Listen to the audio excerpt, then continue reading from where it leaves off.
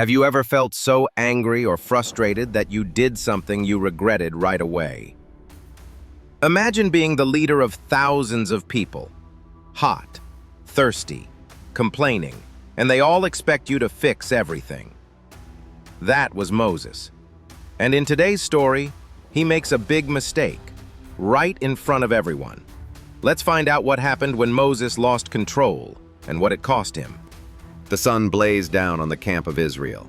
The people had just buried Miriam, Moses' sister, and their hearts were heavy with grief. But there was another problem too. No water. Not a single drop. Every animal was panting. The children were hot and tired. Mothers tried to calm crying babies. Fathers paced with dry mouths and dusty feet.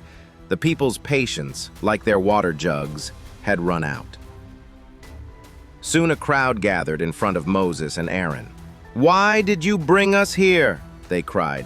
"There's no water. We should have stayed in Egypt, or at least died with our brothers. Why did you drag us to this terrible place?" Moses' face fell.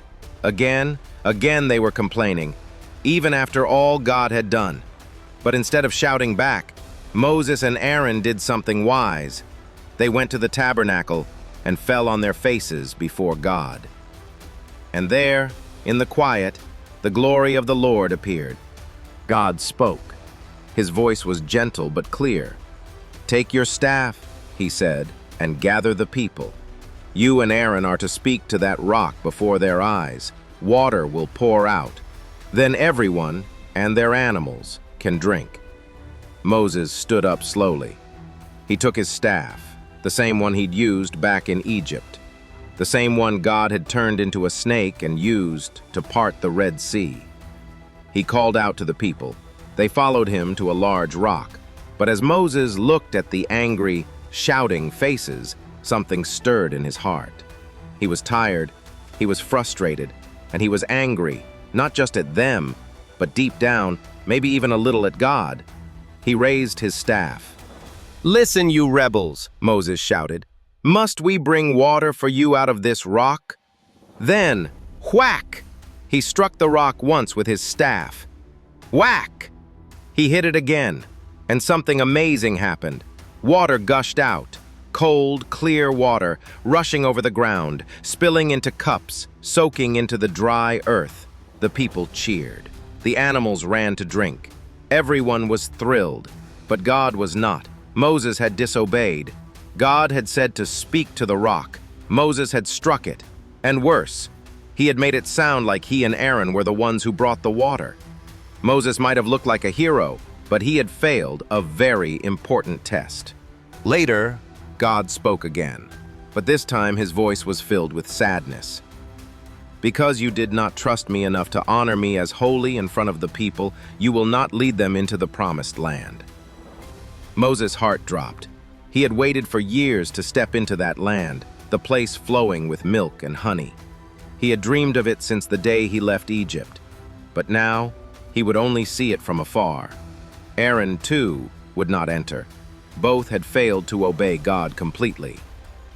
The people may not have noticed the mistake, but God had, and he expected more from the ones he trusted to lead. The water from the rock saved the people's lives. That place was named Meribah, which means quarreling, because the Israelites had argued with God, and Moses had lost his temper.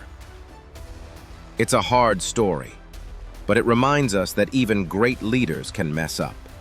Even heroes like Moses aren't perfect. But God still cared for his people. He still gave them water. He didn't take away his love. He just reminded them that obedience matters, especially when others are watching. And Moses? He kept leading faithfully, even knowing he wouldn't cross the final finish line. That takes real courage and humility. Moses let his anger take over, and it cost him the one thing he'd been waiting for his whole life: stepping into the promised land. Even leaders mess up, but God still loved him. And Moses kept going, choosing to trust God anyway. What about you? Have you ever done the right thing the wrong way? Tap the next story to see how God used Joshua to lead the people forward.